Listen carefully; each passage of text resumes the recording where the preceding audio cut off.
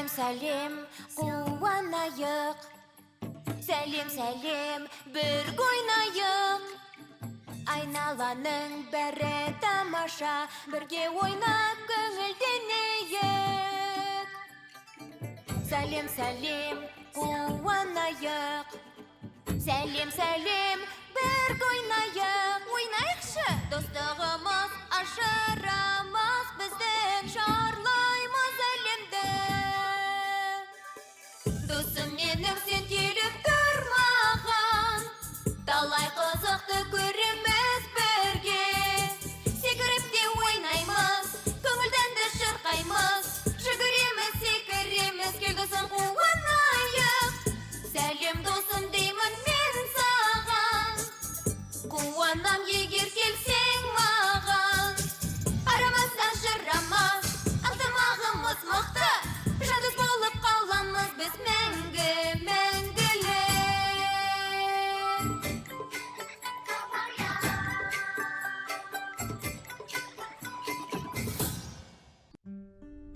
Көртышқан мен панда, алыстан келген дос. Бірінші бөлім.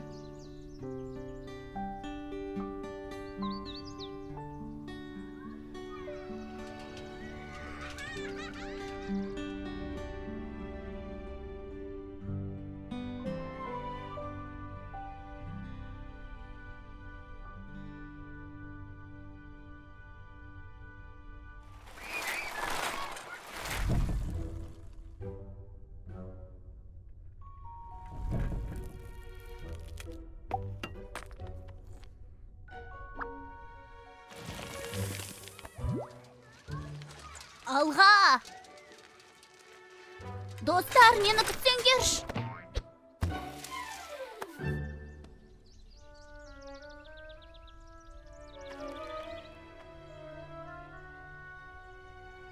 Тоқтаңдар деймін. Сәлем! Сәлем!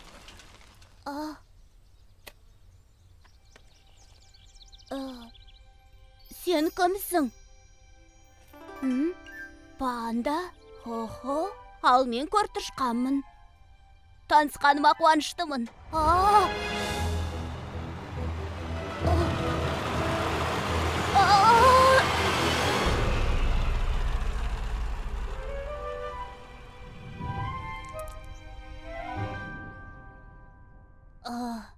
Мұнда қалай келдің, айтшы?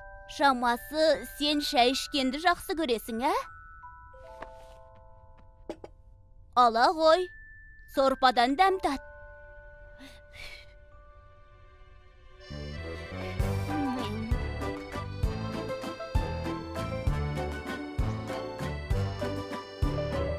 Ала қой, бәрекелді! Бәлі!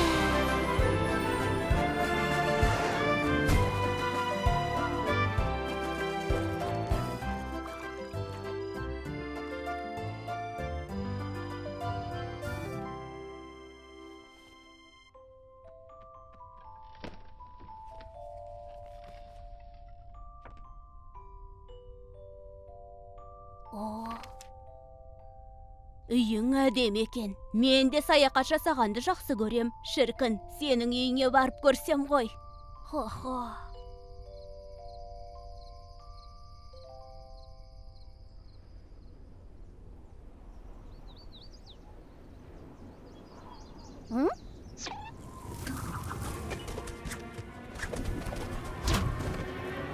Хо-хо! Хо-хо!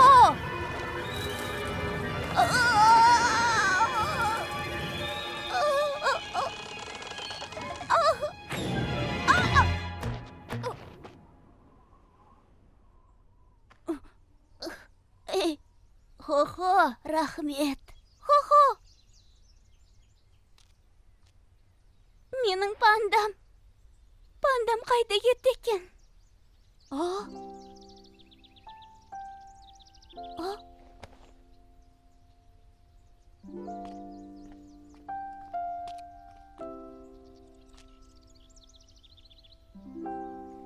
Usta. Oha! таңдамды тауып бергенің жақсы болды. Рахмет, сау бол.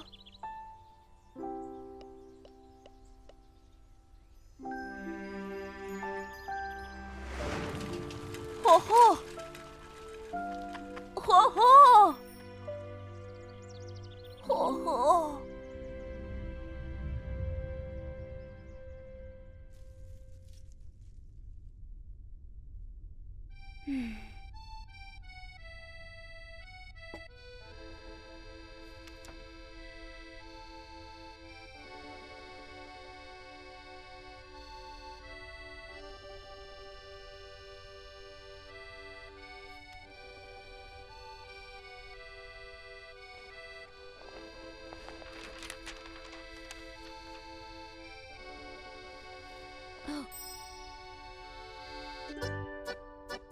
О?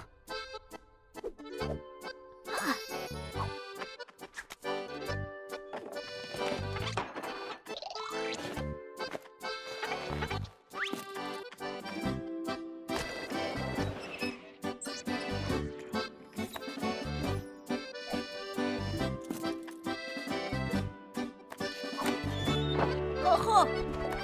Келе жатырмын.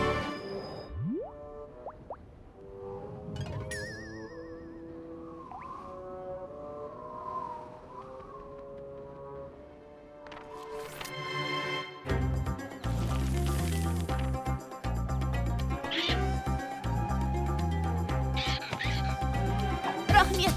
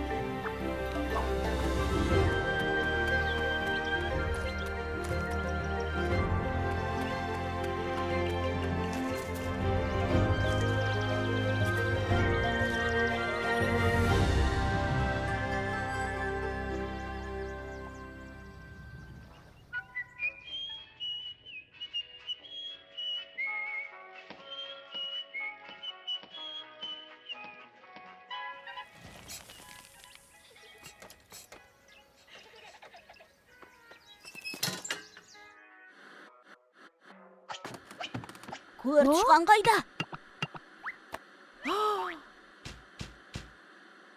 Көртышқан жоғалды. Көртышқан қайда кетті екен? Бұл теледидар. Оның ішінен шығып қашып кету мүмкін емес. О? О! Хо-хо! Сені таптым-ау.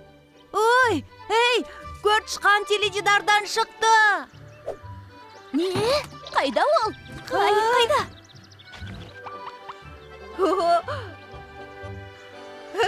Сен теледидардан қалай шықтың? Теледидардан. Мен сені тауып алу үшін сонау алыстан келдім. О, мені ме? Қандай тамаша.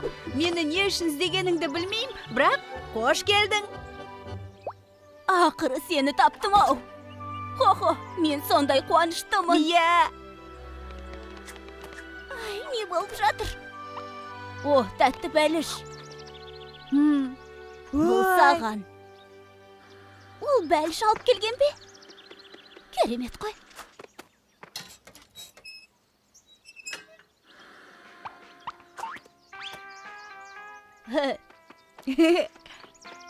Бұл менің үйім. Көрдің бе қандай әдемі?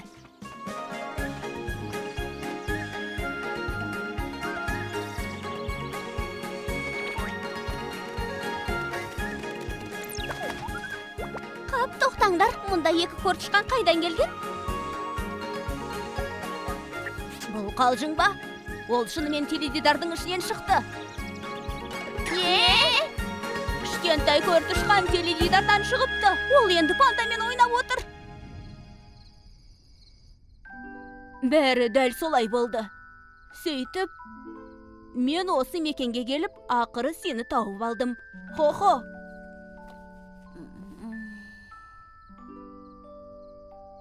Осында қал. Бізбен бірге тұр, қымбатты досым. Осы күннен бастап, алыстан келген көртішқан осы мекенде тұратын болды. Көртішқан пандамен және басқа да жануарлармен достасып кетеді. Олардың шытырман оқиғалары енді басталады. Көртішқанға арналған мереке.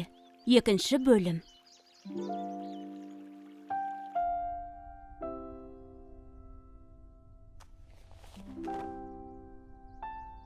Хо-хо.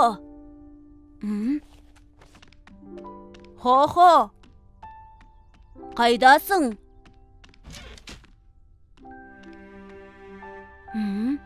Хо-хо, қайдасың?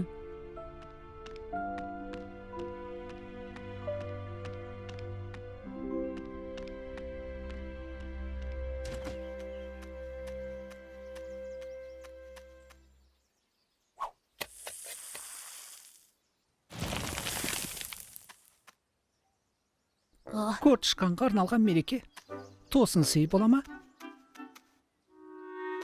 Тосын сый болады. Достар, біз көртішқан досымызға мерекелік кеш ұйымдастырамыз. Және бәріміз Естіп қойса, тосын сый болмай қалады. бұл көртішқан үшін тосын сый болу керек. Көртішқан біліп қоймасын. Әйтеуір көртішқан естіп қоймаса болды. Маған арналған мерекелік тосын сый ма? Мен өзім арналған мерекелік кеш туралы баяндайын. 500 жыл бұрын аяқтадым ба?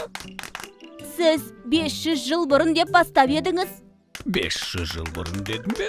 Ендеше әңгімемді аяқтайын. Назарларыңа рахмет. Иә, біз сиқыр көрсетейікші. Фокус. Біз өз қойылымымызды көрсетейік. Шеттерінен өнерлі екенсіңдер. Ал мен не істеймін? Кунг-фу. Кунг-фу. Рас па? Бұл көртішқанға ұнайды. Кунг-фу. Кунг-фу өте қиын өнер. Ендеше мен дайындаламын. Мәссаған.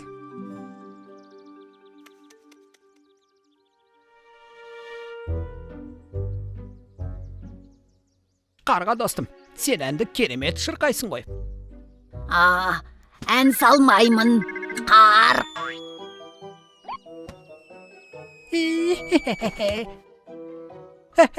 Рахмет. Менікі. Жылама енді, ашық ауыз. Біз көртішқанға арнап мерекелік кеш ұйымдастырамыз. Маған айтпаған ба? Мені мерекелік кешке шақырмаған ба? Бәлем, тұра тұрыңдар, көрсетем сендерге.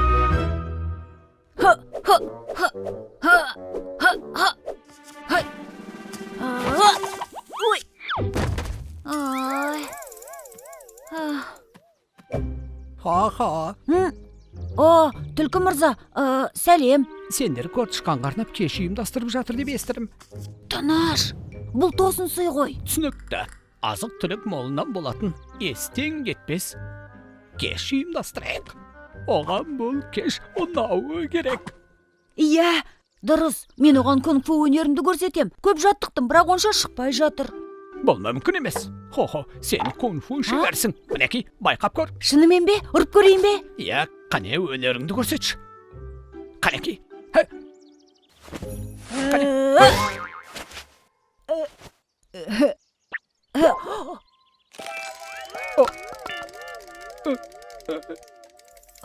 Ауырып тұрма? Сен өте мықты екенсің. Шынымен де қолымнан келе ме? Әрине, ал енді цигун тәсілін байқап көр. Цигун? Иә, қанеки. Міне, осылай.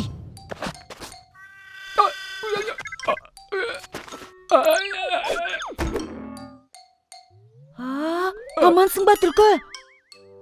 Я, бәрі тамаша болды. Мә саған, негізі мен бар ғой, кунг-фу шебер екенімді білмеппін. Тоқта! Кунг-фу шебер, күшіңді басқа жұмсама, күш жігеріңді көртышқанға көрсетесің. Дұрыс айтасың. Рахмет түлкі. Бүгін мен көртышқан досымды таң қалдырам. Қолымнан келеді. Бәрі маған арнап кеш ұйымдастырып жатыр. Мен де оларға тосын сый жасауым керек. Саған мен көмектесе алам. Қалай? Маған жолыққаның жақсы болды ғой. Бірақ мерекеңе келе алмайтыным өте өкінішті. Өкінішті екен. Бірақ саған мына сыйлықты тарту еткім келеді.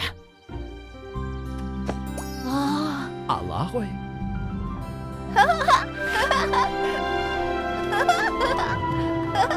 Бастаймыз.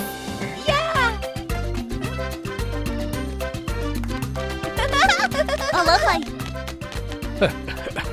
Біздің елге қош келдің, көртышқан. Тосын сыйымызды қабыл ал.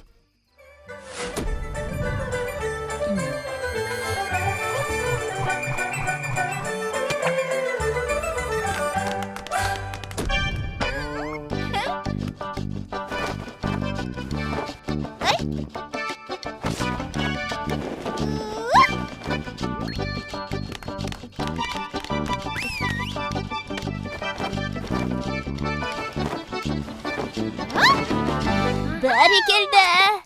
Ал енді хо-хо, кунг-фу өнерін көрсетеді.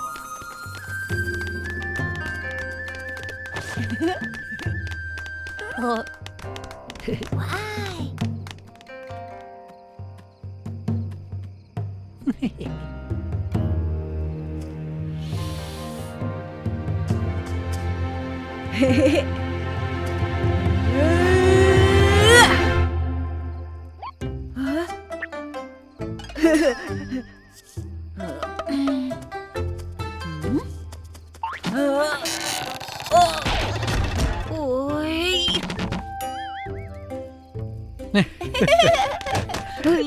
Не болып кетті өзі? О, ендеше басқа өнерімді көрсетейін. Цигун. Қорқпаңдар. Қаттырмайым.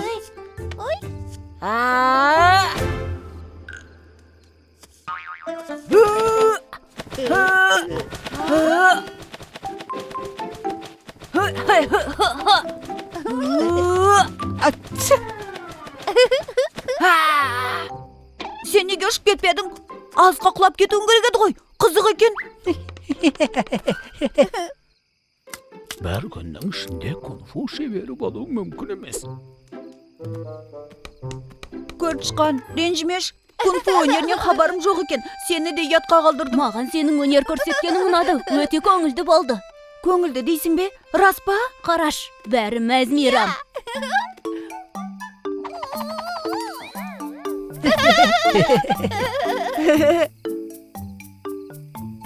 Рахмет, көртышқан.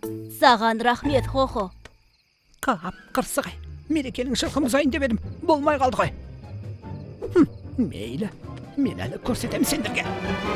Барлығыңа көп рахмет. Мына торты сендермен бөліскім келеді. Көңілді кеш үшін көп рахмет, достар.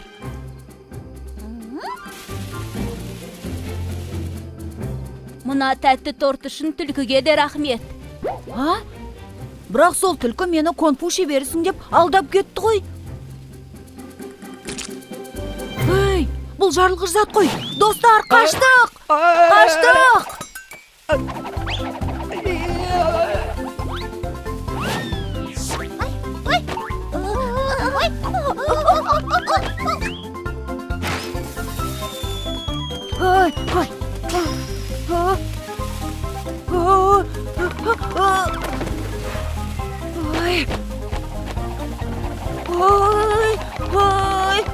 Хо-хо, мұнда лақтыр.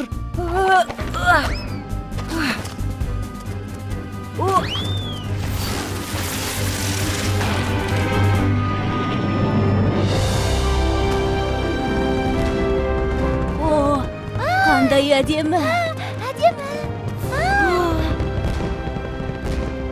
Мәссаған, от шашу әдемі екен.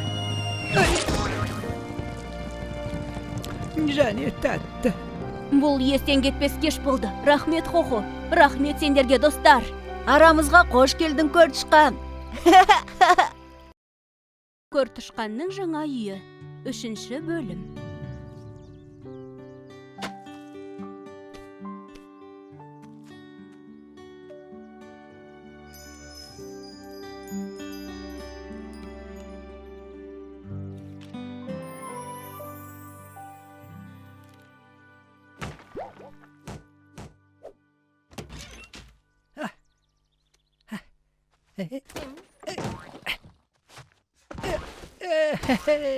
Алақай, тағы бір есік. Ау. Көртышқан, біз көрші екенбіз. Ай, сені жаңа үйіме қонаққа шақырам. Мәссаған, қандай әдемі. Бірақ, саған көп есік керек екен. Жоқ, рахмет. Маған бір есіктің өзі жетеді. Өзің біл. Әйтпесе, көбірек ыңғасып берейін дегем. Айтпақшы, саған керемет сыйлық сыйлайын ба? Әрине. Қазір алып келем. Ой, мен қай жерге келдім? Қап, өз есігімді таба алмай қалдым.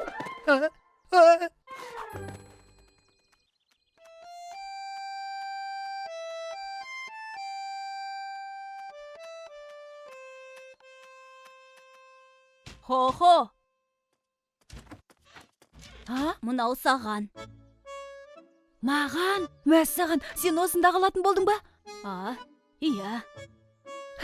Қандай тамаша. Ендеше мен саған ең керемет сыйлықты сыйлаймын. Рас па?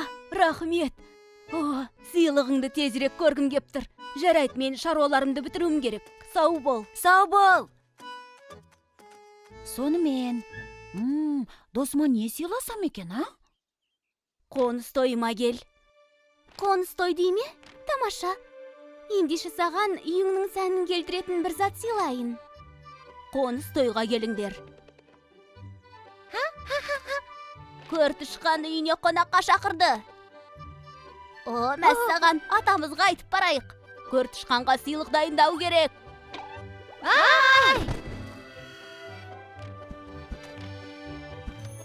Көртышқан бәрімізді қоныс тойға шақырып жатыр. Көртышқан бәрімізді қоныс тойға шақырып жатыр. Көртышқан бәрімізді қоныс тойға шақырып жатыр.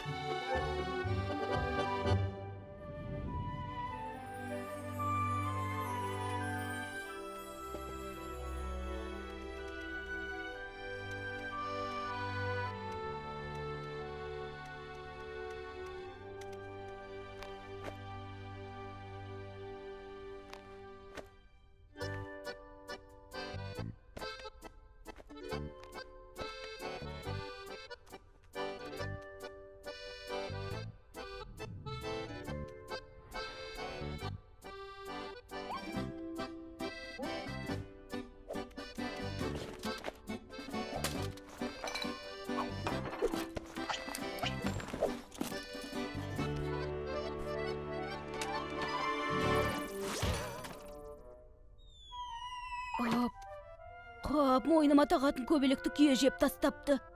Енді қонақтарды қалай қарсы алсам,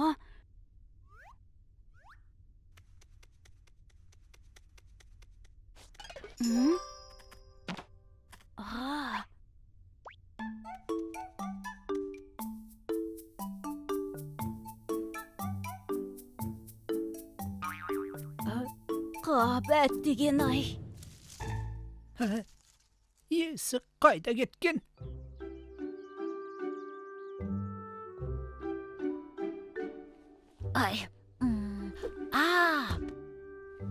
Иә, Көртышқанға пайдалы, әдемі, ыңғайлы әрі жылы нәрсе сыйлауым керек.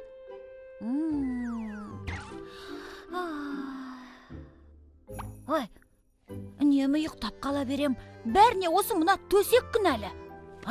Төсек? Әрине, мен Көртышқанға ыңғайлы төсек жасап бер алам.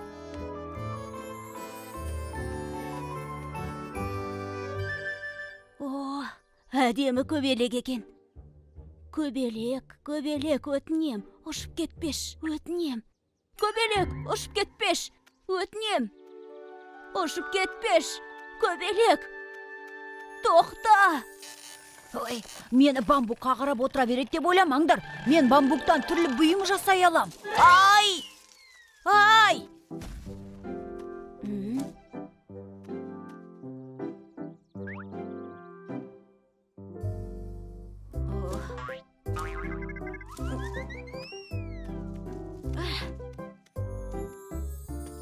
Мен тамаша төсек жасап қоямын.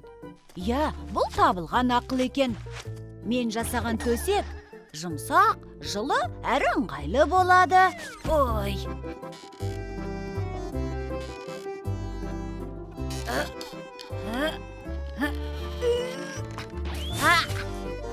Ой.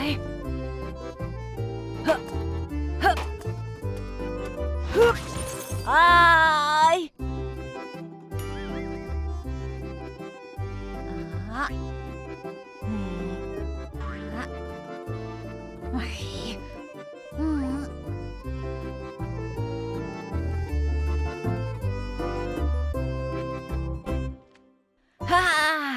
Алақай!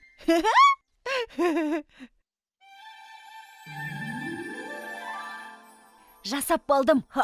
Көршіқанға мына сыйлығым ұнайтын шығар.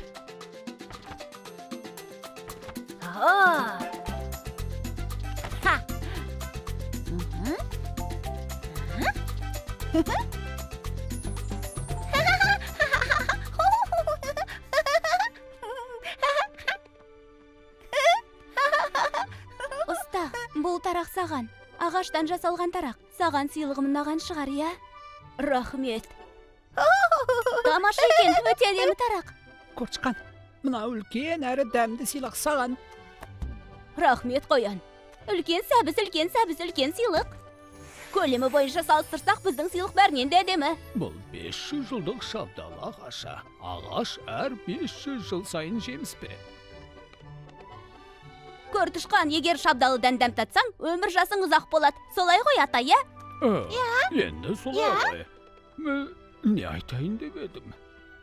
Көп рахмет, достар. Мен өте бақыттымын. Көршіқан, Хохо қайда?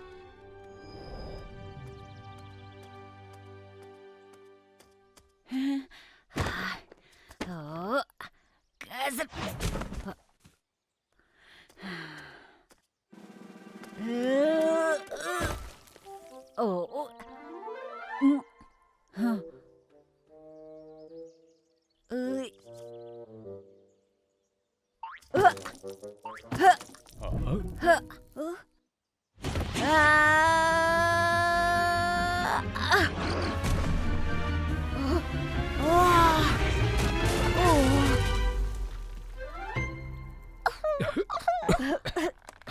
О, керемет шықты. Ой. Менің сыйлығым. Хохо, сенің сыйлығың осы ма? Я, енді солай ғой.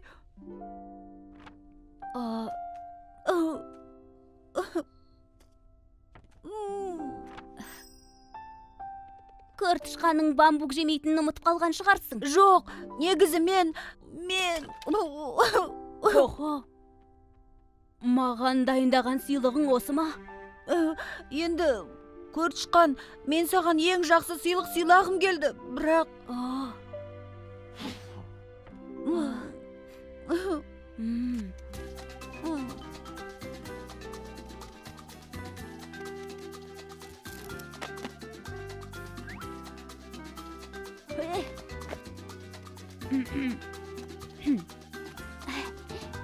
Маған сыйлығың өте ұнады.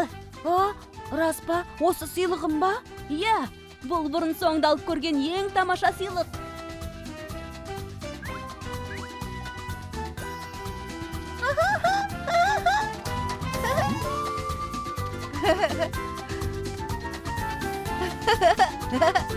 Алақай!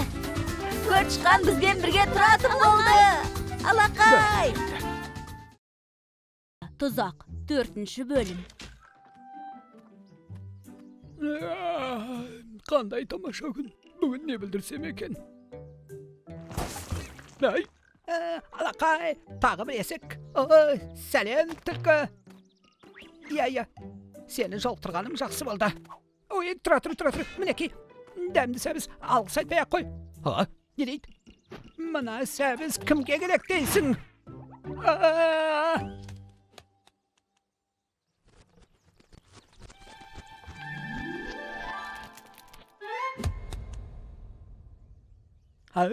Анау немене?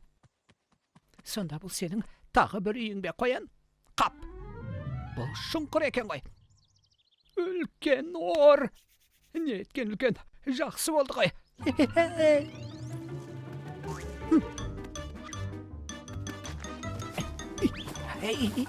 Мінеке, тағы да кішкене.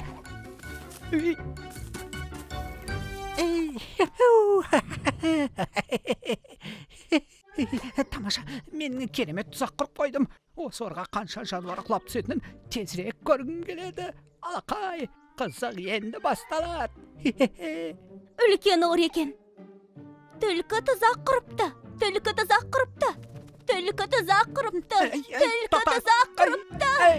Ей, шымшық, үніңді өшірсең, саған шылау үшін қасып берем.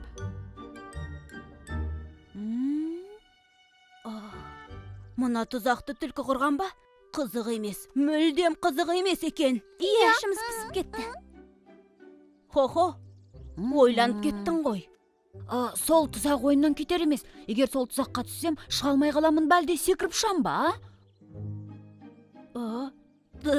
Тұзаққа әдейі барып түспейтін шығарсың. Хо-хо, не істеп жатырсың? Тұзаққа түсесің ғой. Қорықпа, мен бір амалын таптым.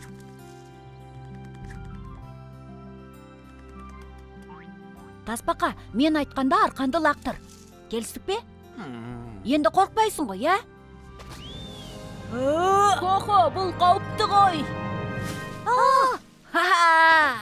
Қараш, көртішқан.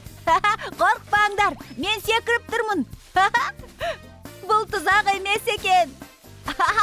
Хо-хо, қараңдар. Мен биікке секір алам. Алақай.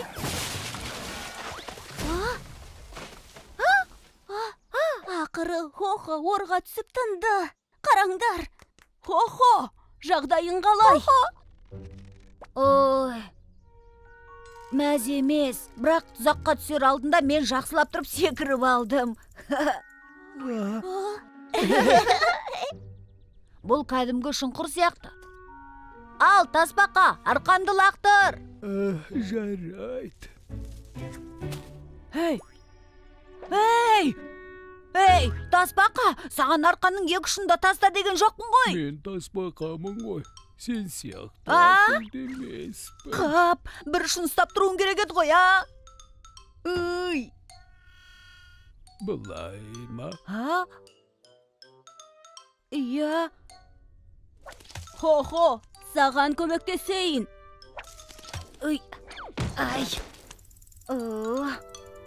Керек жоқ. Мен өте ақылдымын. Бұл тұзақтан өз күшімен шығалам. Негізі, менің бір жақсы жоспарым бар. Хо-хо, мықтап ұста. Саған көмектесейік, ұста деймін. Мықтап ұстадым. Қане, тартып алыңдар мені. Жарайды, қазір. Таптым. Сендердің істерінен өрмелеп шығам. Біз құлап барамыз.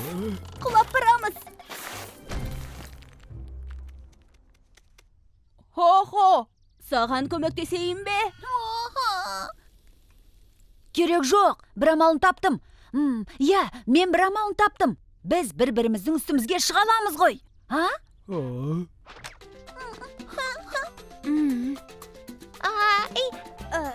Бізді езіп жіберетін болдың ғой. Мен мықтаман. Шұңқырдан сендерді мен шығара алам. Егер шымшық тәте осында болса, бізге көмектесетін еді. Түлкі тұзақ құрды. Шымшық тәтей. Түлкі тұзақ құрды. Үндеме. Қайдағын айтпа. Түлкі абайлаш. Өшір. Бұлай тұр. Алдыңда шұңқыр бар.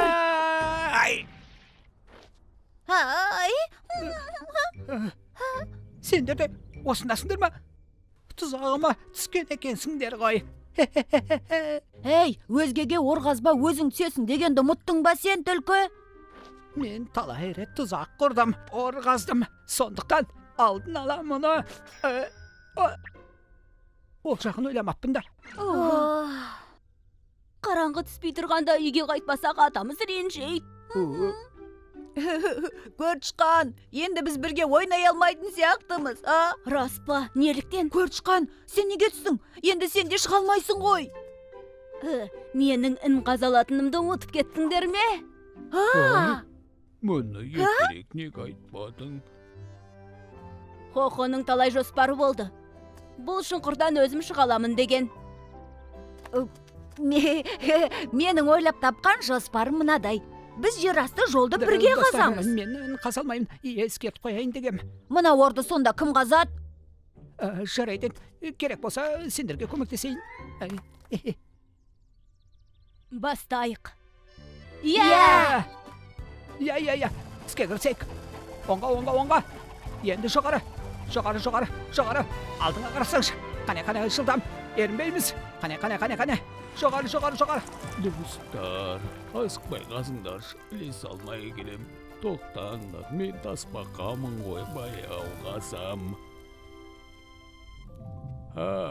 Сендерді қуып жеттім. Не болып қалды? Үлкен тас бізге бөгет болып тұр. Енді мына жерден ешқашан шыға алмаймыз. Жақ. Сендермен бірге қалатын жайым жоқ. Үйге қайтқым келеді. Үйге. Бұл жай ғана тас қой. Ол маған кедергі болмайды. Үйге қайтқым келеді.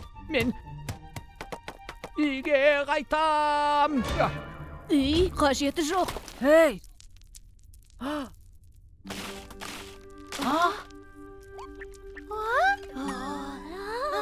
Бұл жер шытынаған сияқты. Хо, тиіспе. Біз үйімізге жетіп қалдық қой. Қанеке, ербей. Бәріміз жабылайық. Тағы тартыңдар. Қанеке. Кәне.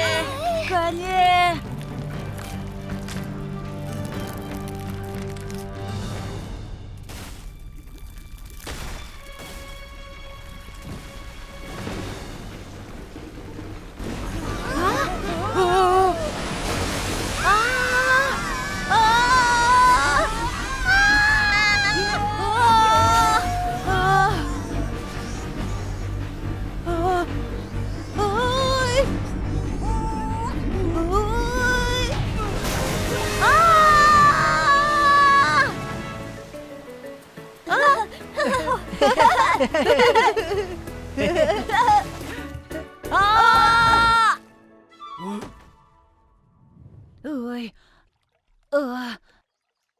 Достар, амансыңдар ма? Ей, түлкі қайда кетті, а? Түлкі, есіңді жи. Ей, түлкі. Ой.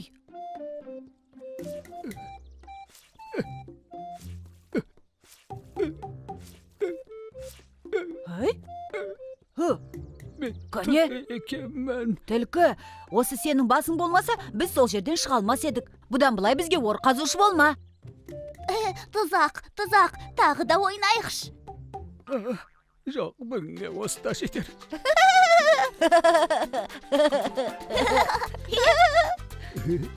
Түлкі қазған орнына өзі түсті. Түлкі қазған орнына өзі түсті. Түлкі қазған орнына өзі түсті. Жетер Түлкі енді. қазған орнына өзі түсті. Қазған орнына өзі түсті.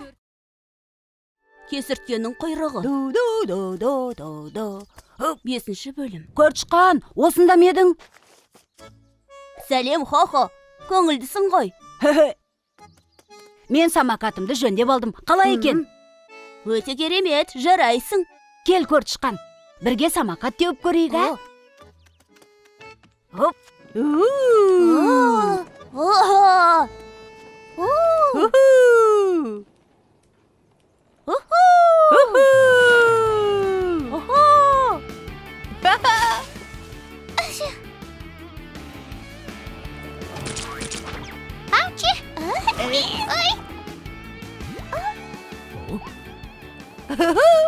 Алақай, қалай екен, саған ұнап жатыр ма?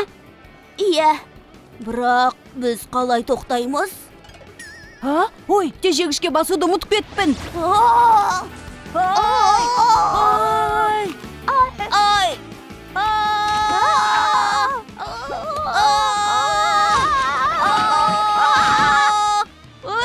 Келіп тұрыңыздар.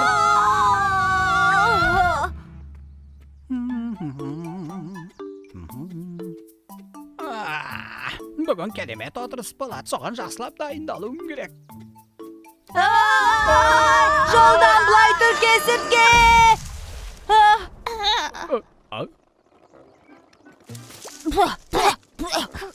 Жағдайың қалай Көртышқан? Аман сияқтымын. Сонда біз біреуді қағып кеттік пе? Ай. Мен әбден қорқыттыңдар ғой, достар. Қайта еш нәрсе болған жоқ. Себебі мен өте батылмын. Басқа кесіртке болса баяғыда.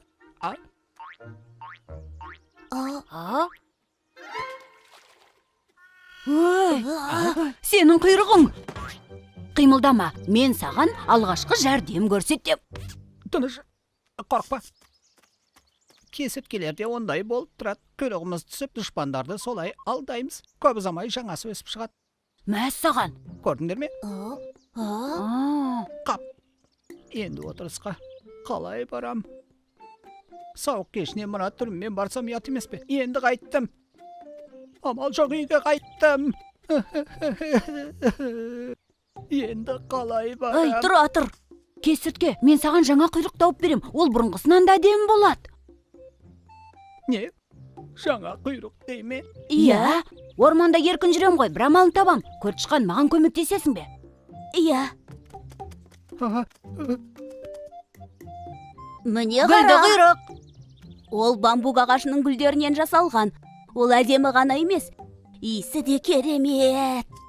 Иә. Иісі жақсы екен. Гүлден жасалған құйрық өте әдемі. Мен сауық кешінде ең әдемі кесіртке боламын. Сау болыңдар, достар. Кездескенше. Керемет ойлап таптық, ә?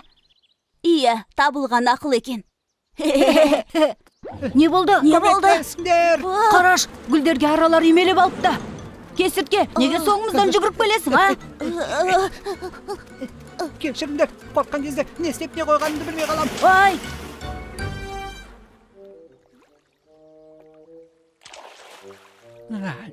Қап, бір күнде екі құйрығымнан айырылғаным өкінішті. Әттеген-ай, сен уайымдама, мен тағы бір нәрсе ойлап табам. Бұл жолы өкінбейсің. Қарада тұр. Рас па? Мінекей. Саздан жасалған құйрық. Оған кез келген пішін беруге болады. Ха? Қалай? Бәлі, пішінін өзгертуге бола ма? Жақсы болған екен. Көп рахмет сендерге. Сау бол! Сау бол! Сау Сау бол!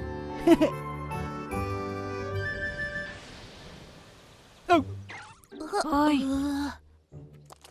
Бұдан да түк шықпады. иә, құйрығың су болып қалыпты. Қап. Еңсеңді түсірме, мен таптым. Мінекей, Мынауың кішкентай ғой.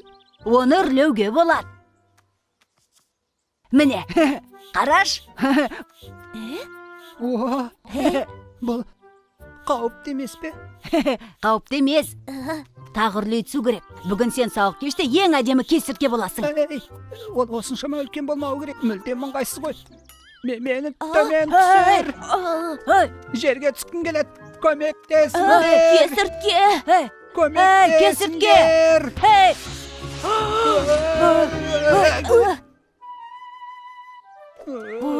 Қолдан келгенше көмектестіңдер. Одан да мен үйге қайтайын. Біздікі дұрыс болмапты. Кесіртке әбден ренжіді. Иә, бір амалын табу керек сияқты. Ендеше біз құйрықты құтқару операциясын жариялаймыз. Сендер бізге көмектесесіңдер ғой, иә? Сендер нағыз доссыңдар.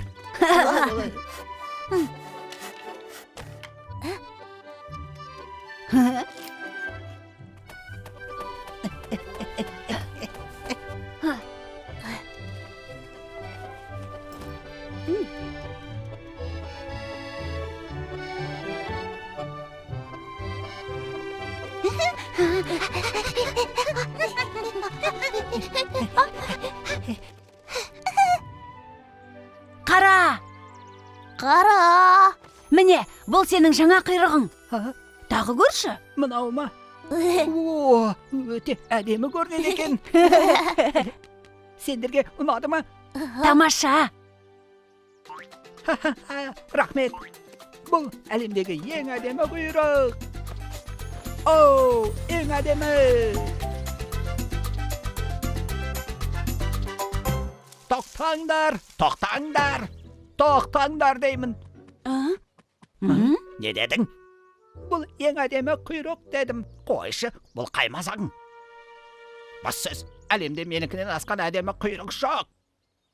Мына құйрық сымақты маған бер, армандапсың. Кесіртке, қаш әйтпесе түлкі құйрығыңды тартып алады. Мен шөл даланың жүйрігімін. Мені қуып жете алмайсың. Саған бұл құйрық ауыр екен.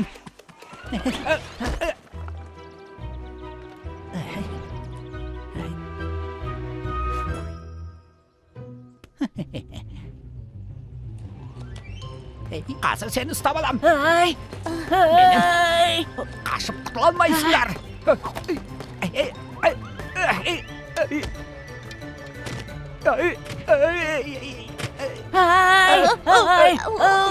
Осымен ойын бітті. Тоқтаңдар ғана. Ұстаңдар, ұстаңдар.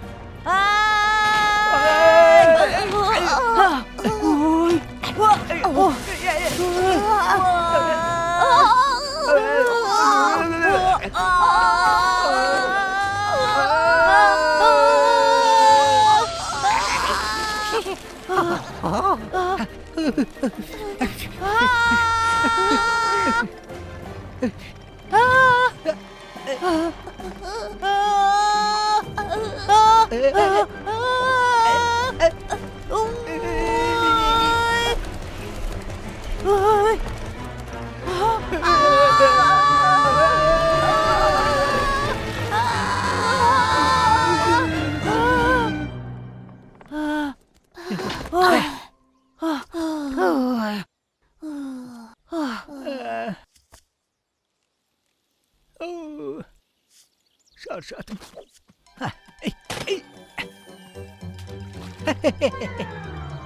Al endi kimning quyruq adem ekan?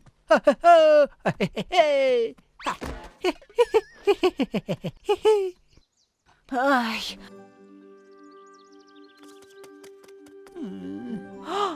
Кесіртке, сенің құйрығың. құйрығың. Ештеңе етпейді. Құйрығымнан айырылсам да, бастысы өзіміз аманбыз. Ештеңе етпейді. Сен сыйлаған Есіртке қараш сенің құйрығың. Ол қайта өсіп келеді.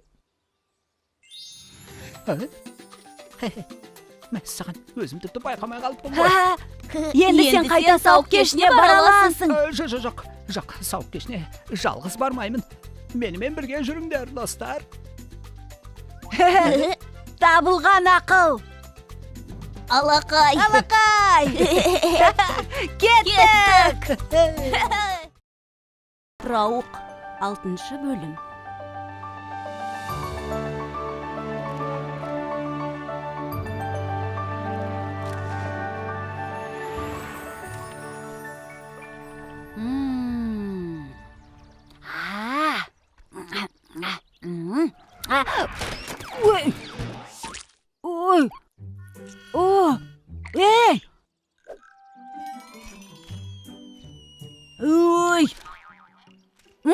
Сен бір түрлі қыз, балмұздағымды тартып алып, орындығыма отырып алыпсың ғой, түс кәне.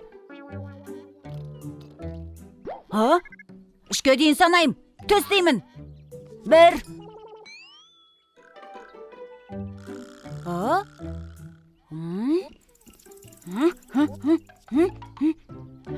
2 Қуалама мені. Қуалама. Кет деймін. Аулақ кет деймін менен.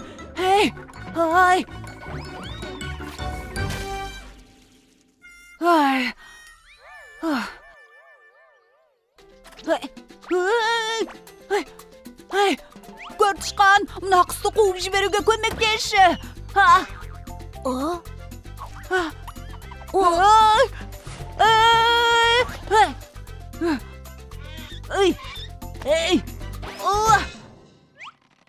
Ой.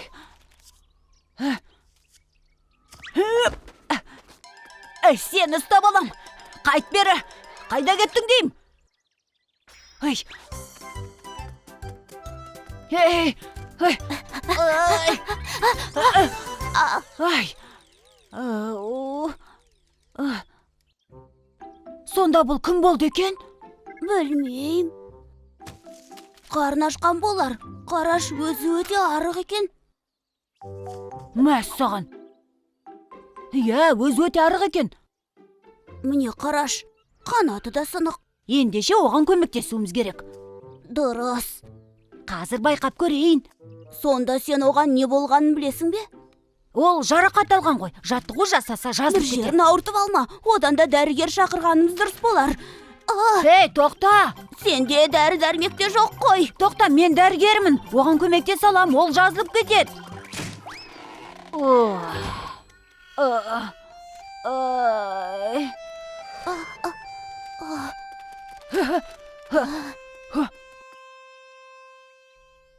Ой, Маймыл атай, мына құс жарақат алған. Сізде дәрі бар ма? тыныш, атамыз ұйықтап жатыр. Мінеки, дәрі-дәрмек салатын қобдиша, керегін алсаңдар болады.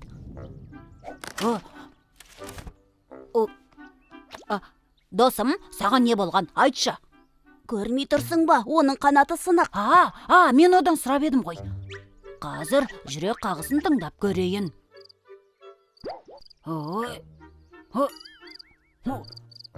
Ой! Не болды? Жүрек соғысы жоқ. Енді не істейміз? Оған шұғыл көмек керек. Енді Қазір. қайттық.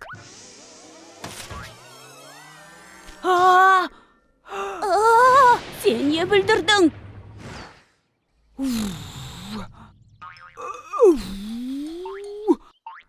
Ей, мұның не? Оған осылайша көмектескім келді. Дәрігерлер кейде солай көмектеседі. Ал енді жарасын таңып қою керек. Мүмкін халық емімен емдеп көрсек қалай болады?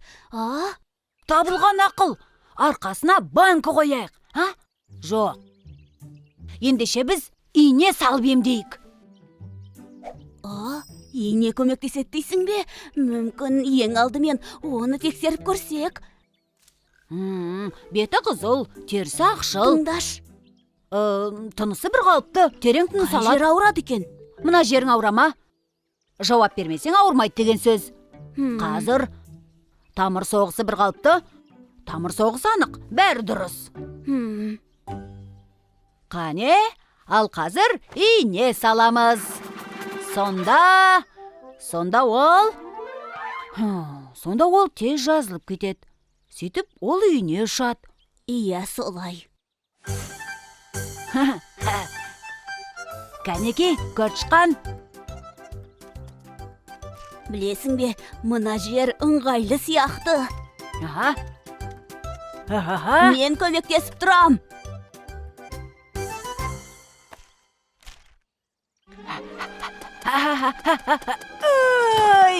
Ай!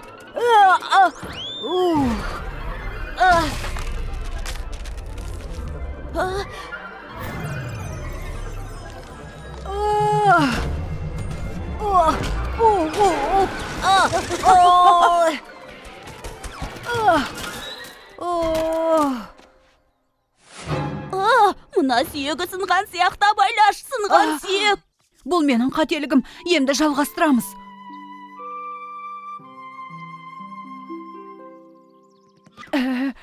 Біз жапсырма пластыр қолданамыз. Есіңді жи.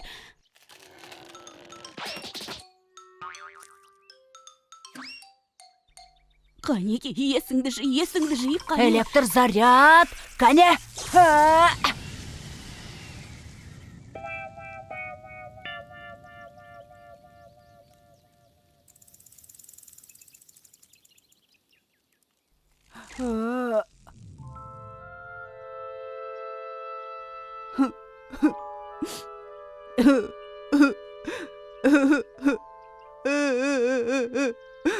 Мен сені сағынатын болам.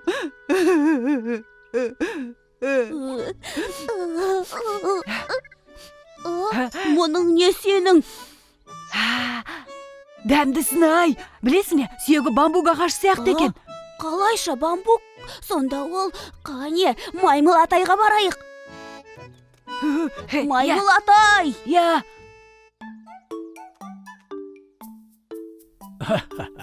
Не болды? Балақайлар бұл құс емес қой. Бұл батпырауық. солай ма? Жасайды.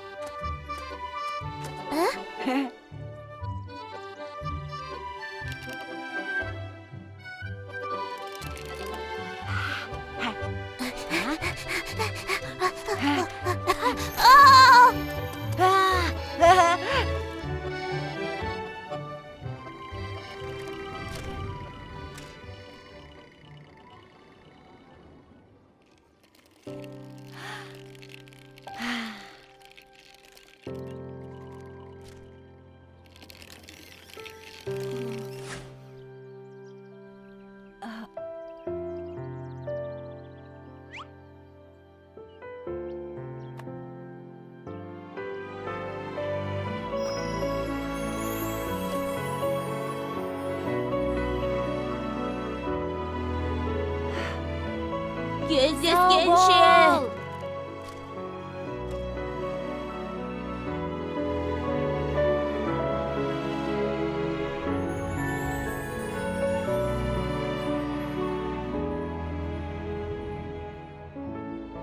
Бізге тағы келіп тұр. Кездескенше батпырауық! 6 бөлімнің соңы. Құшақтасу күні 7 бөлім. Достар, қанекей ағаштың қасына жиналыңдар. Көршқан, естідің бе? Ағаш жаққа жүгірейік. Не үшін? Білмейм. Бәрі ағаштың қасында жиналып жатыр. Сен ше, барасың ба? Өзім де сол жаққа бара жатырмын. Мен тасбақамын, сондықтан баяу жүрем.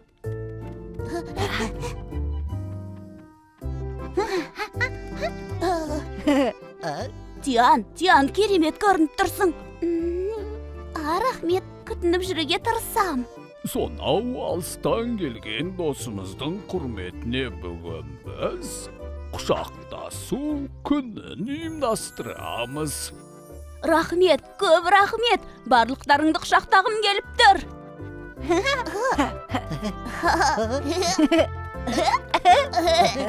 Көршқан, біздің мекенге қош келдің. Рахмет.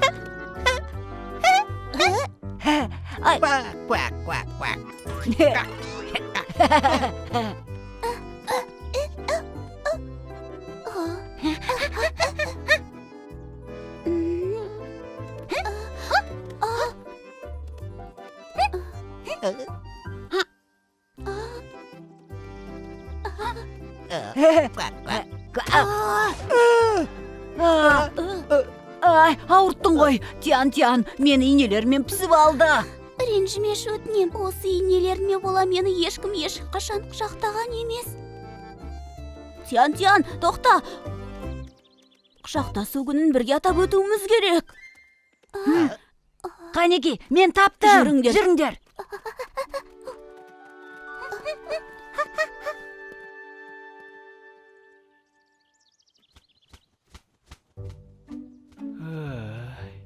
Бәрі қайда кеткен?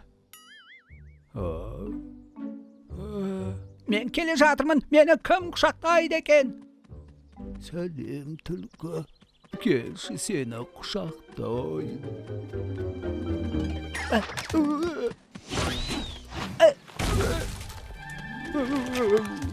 Біз құшақтастық па?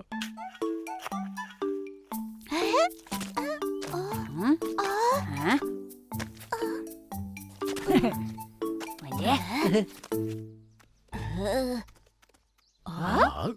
Не болды? Бұл мен Тян-Тян. Мінекей, енді құшақтасуымызға болады. Тян-Тян, қалай саған ұнады ма? Балшықтым көп екен, еш нәрсе сезбей тұрмын. Жарайды онда, ендеше басқа малын тауып көрейік. Енді дұрыс болу керек. Қане? Хо-хо, қайдасың? Хо-хо, хо-хо. Қазір. Міне, тамаша. Ой. Қазір, міне, осы жолы бәрі дұрыс болады. Ей. Мен тоқтай алмайым.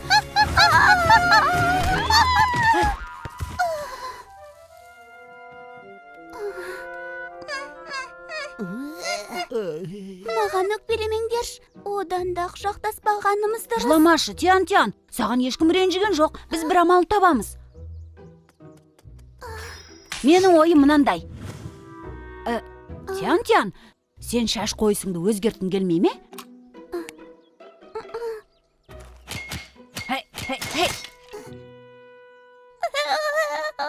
Білем, бәріне осы тікенектерім кінәлі. Маған көмектеспесеңдер де болады. Мен достарымды ренжіткім келмейді. Ай, түк шықпады. Еңсеңді түсірме, мен таптым. Ай.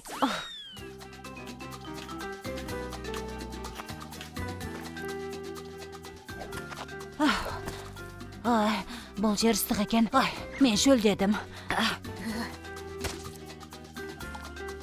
Мінекей, ше ғой.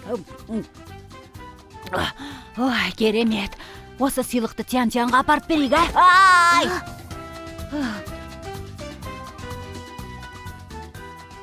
Мұнысы нес? Иісі жаман ғой. Дегеніміз осы ғой. Хо-хо. Ай! Уй!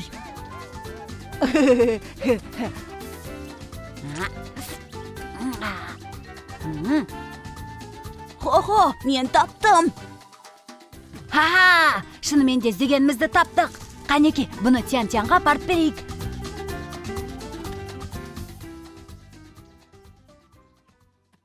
Хо-хо, мен көртішқан Тян-Тянға сыйлық әкеле жатыр. Ағаштың қасына жиналыңдар. Бәріміз ағаштың жанына жиналайық. Жылдам.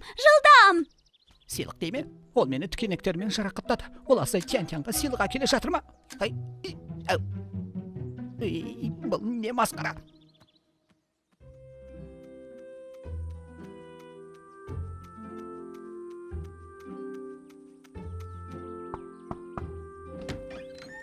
Сенбісің? Тян-Тян, келш, біздің саған сыйлығымыз бар. Рахмет, бірақ... Келсеңш, сыйлық саған ұнайды.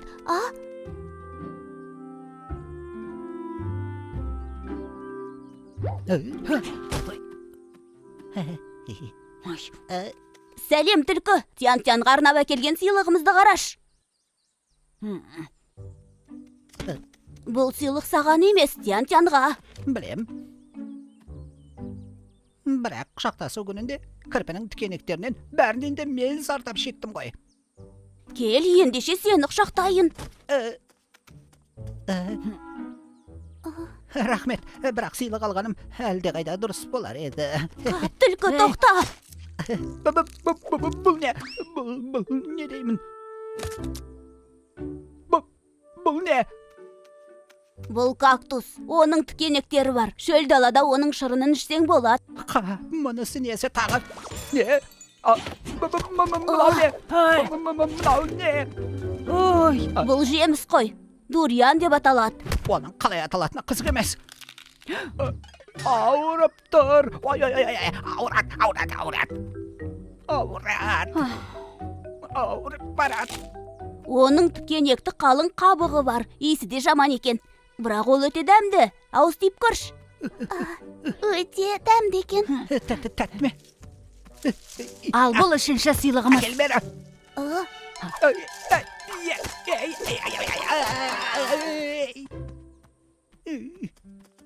Бұл раушан гүлдері. Гүлдің тікенектері болса да ол өте әдемі.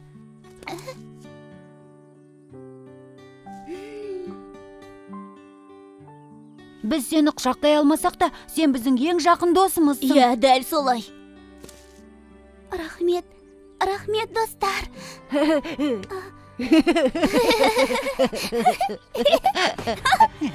Сендер маған тап бердіңдер. Қазір көрсетем сендерге. Түлкі, сенің өкпелі екеніңді түсінеміз, бірақ...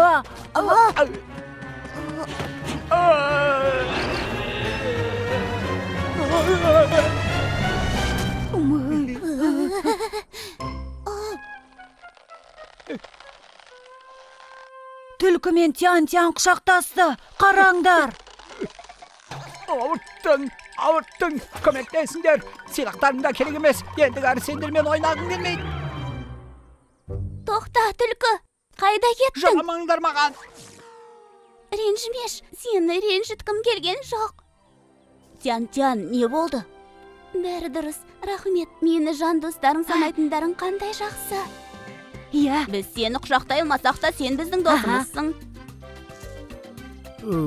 Жеттім-ау әйтеуір. Қане кімді бірінші құшақтай? Алдымен мені.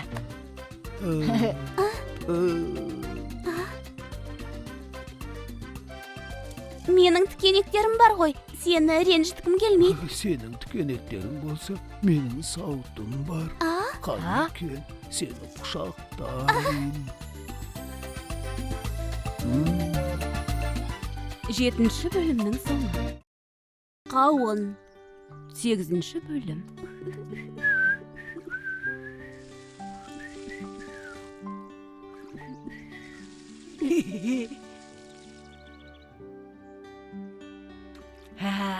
Көршқан досыма тосын сый жасағым келеді.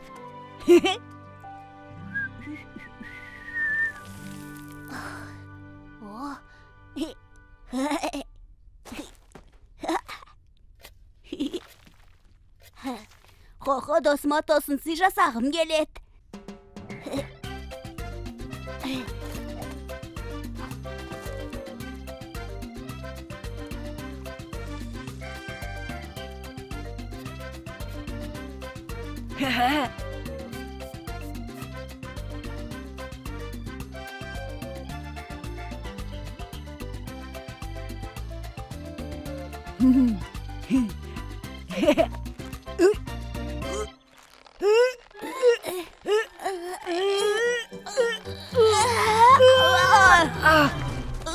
Ой, көршқан. Мен қауын егіп өсірдім. Арам шөбін жұлып, су құйдым. Қауын пісті, енді оны саған сыйлағым келеді. Мынау саған. Жоқ, бұл саған. Саған. Қауын домалап кетті, қауын домалап кетті, қауын домалап кетті. Ай! Ұста. Тоқта деймін. Қауын. Мен сондай әдемімін.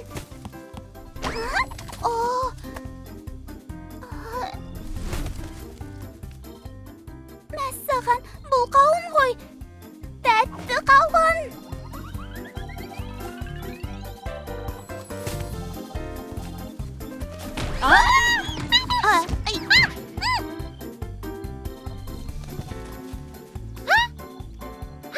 Тәтті қауын.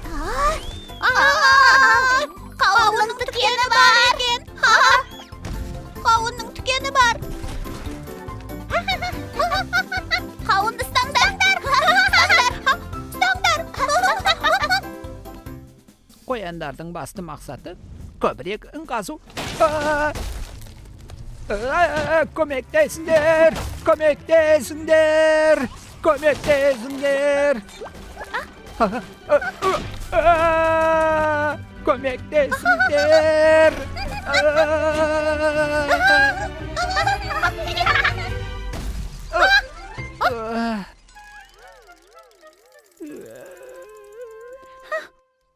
Қоян досым, қауынымды тауыпсың, рахмет саған. Ол біздің үстімізге құлады. Қауын біздікі. Жоқ, қауын тура маған қарай домалап келді. Есігімнің алдына өзі домалап келді. Қауын менікі. Қоқы, көртішқан, келгендерің жақсы болды. Мына қауынды қайсың бірінші көрдіңдер? Енді негізі қауынды ең бірінші көрген Ендеше қауынның қай жақтан домалап келгенін көрген шығарсыңдар. Жоқ, мен көргем жоқ. Мен де. Менде. бірақ мен мына тәтті қауыннан ауыз тигім кеп тұр. Мен бір амалын таптым. Қауынды бәріміз бөліп жейік. Бөліп жейміз бе? Алақай. Қауын жегім келеді. Бізге теңдей бөліп береді. Қауын жегім келеді. Бізге теңдей бөліп береді. Жақсы, ендеше қауынды бөлейік. Алақай. Қағып кетті, қауынды түркі құрлап алды.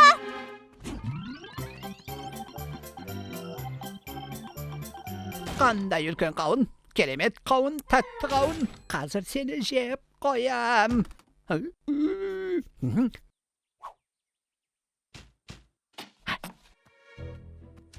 Не керек сендерге? Сәлем. Түлкі өтінем, қауынымызды қайтаршы, а? Қауынды дейсің бе?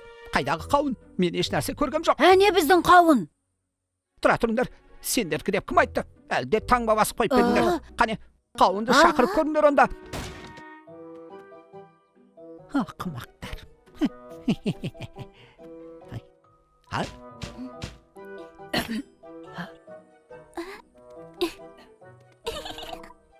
Не? Сәлеметсіз бе? Сізге сәлемдеме келді. Мінекей. Мұның не? Мұны кім жолдады? Келушілер көбейіп кетті ғой.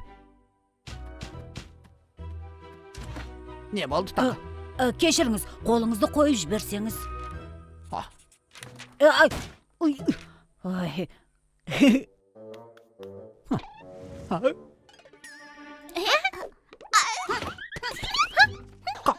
Сендер ме? Ай, тоқтаңдар! Қайтыңдар! Достар, қашайық! Тоқтаңдар деймін! Ол менің қауыным, тоқтаңдар! Қауынымды қайтарыңдар! Тоқтаңдар деймін! Ұстап алдым. Әкел бері! Әкел! Мұнда. Ұста!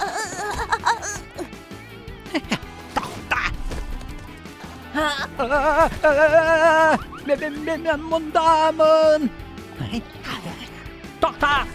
Қайда кетті?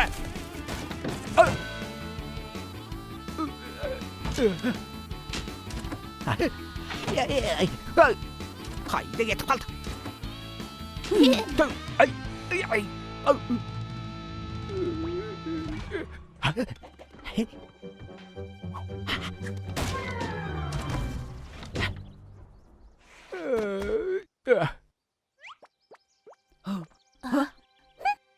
Түлкі, жағдайың қалай? Түлкі, еш жерің ауырып қалған жоқ па?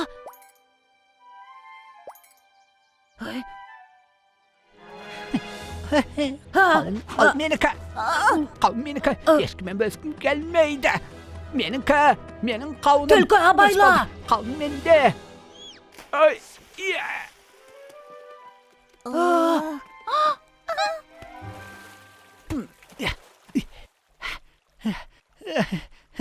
Менікі! Қауын менде!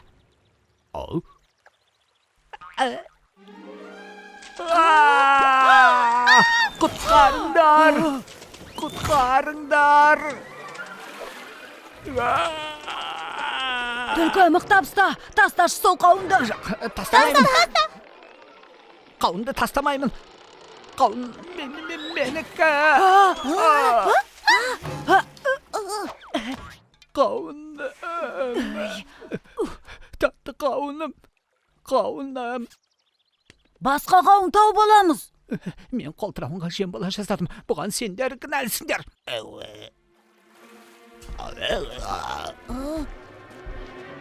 Қапапа, көмектесіңдер, бұлай тұрдар. Енді сендермен ешқашан ойнамаймын. Ай,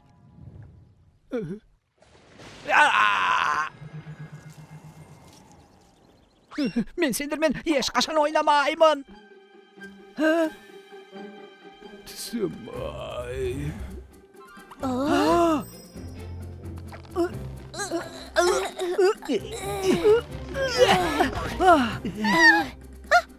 Міне, сенің құрттаған тісіңді жұлып бердік.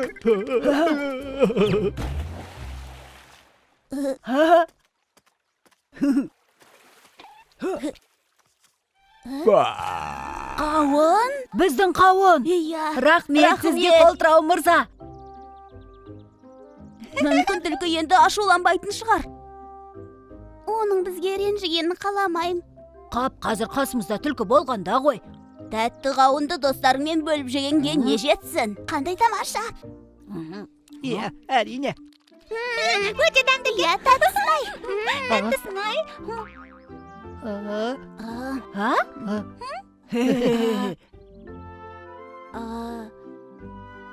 Мына тілігін кімге беру керегін білем.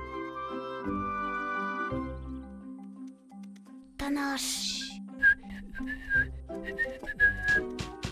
Кім бол? Шаршаттыңдар ғой.